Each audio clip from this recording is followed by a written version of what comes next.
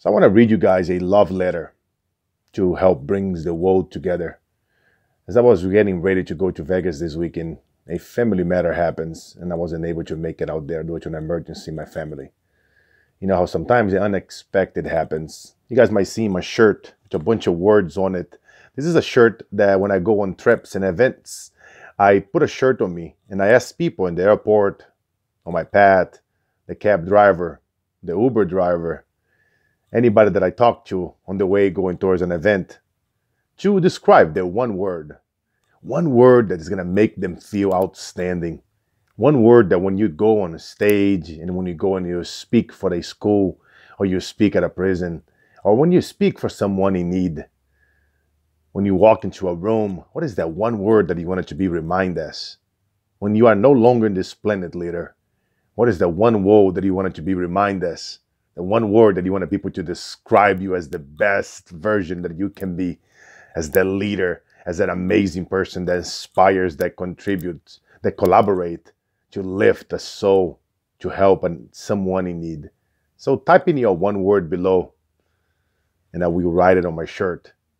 And now I'm going to read you guys this love letter that I was about to send to all my fans and friends and followers all over the world.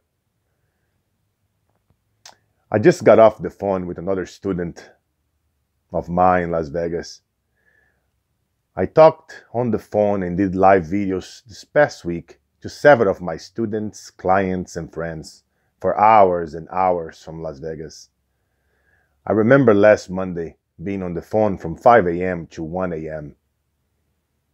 I was very difficult here every single call, but at the end of each call, we end up focusing on faith and gratitude, which are such a powerful forces and inspire them to be a bit calmer and shift the energy towards contribution and getting together to help one another.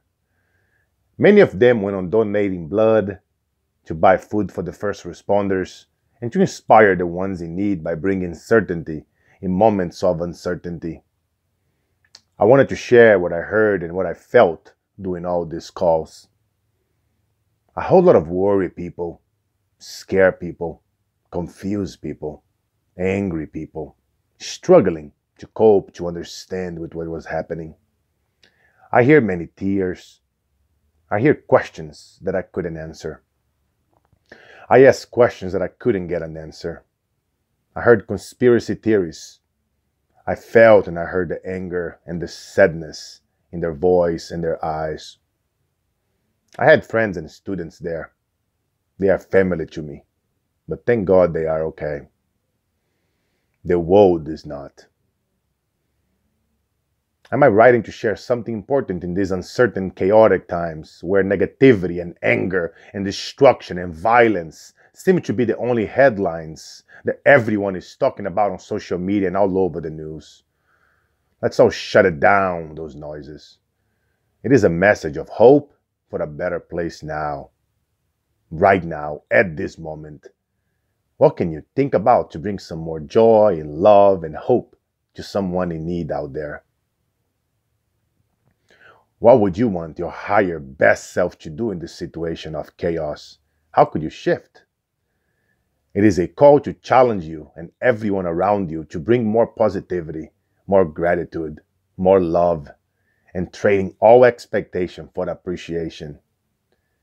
You know, for the more than 2 decades, I have asked better questions because I never again wanted to be in a situation where I saw myself as a child, wanted to kill myself at age 6.5, due to hearing my mother crying, being hurt, and abused behind closed doors by my stepfather. And she would walk out of those rooms and trying to wipe the tears off her eyes so I wouldn't see it. And to top all that, being bullied in school, surrounded by violence, and seeing and hearing about so many of my neighbors, friends, and family members in Brazil dying and getting robbed, and no one to talk to. I was tired of so much violence every day in my country, with people dying daily horribly. I was tired of hearing the screaming, crying fight behind closed doors. I was tired of being beaten and bullied in schools as a kid. So I decided to master my mindset and read more than anyone else. books on personal development, evolution, mindset, and asking a whole lot of better questions of successful people on what do they do to succeed in moments of chaos. What would they avoid doing it on the way to the top? What would they implement right now if they would start it over to get quicker results? I became fascinated about understanding the brain of successful people and how do they think. Successful people, top athletes, CEOs, celebrities, what does it make them so fascinating and successful? What does differentiate someone who control their environment versus someone who allow the environment to control themselves? I understood at a very young age to be performing above and beyond the norm. You gotta be willing to do things against the comfort zone, the temporary sacrifice towards long-term fulfillment.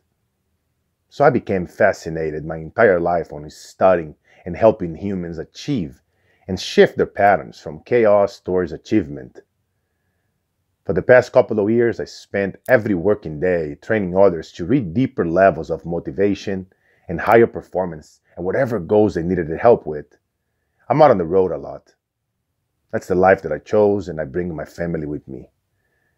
I'm out in the world speaking and coaching clients and mentoring leaders through their life's issues, volunteering and serving with every ounce of my soul and heart.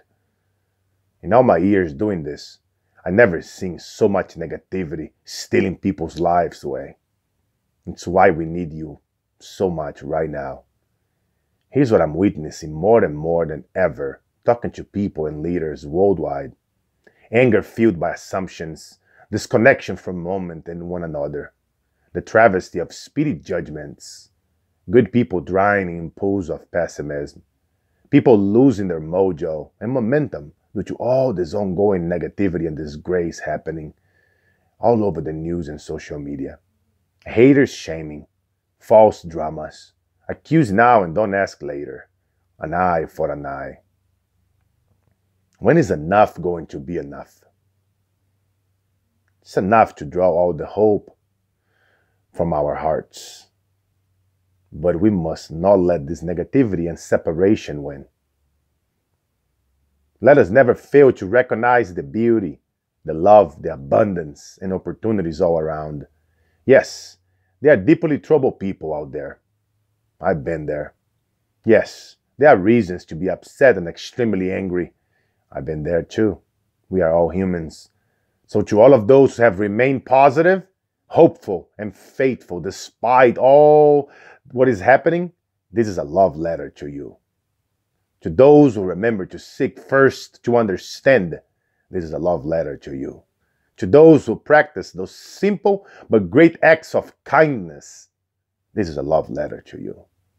To those who care enough to hold your opinion until you have carefully studied, this is a love letter to you.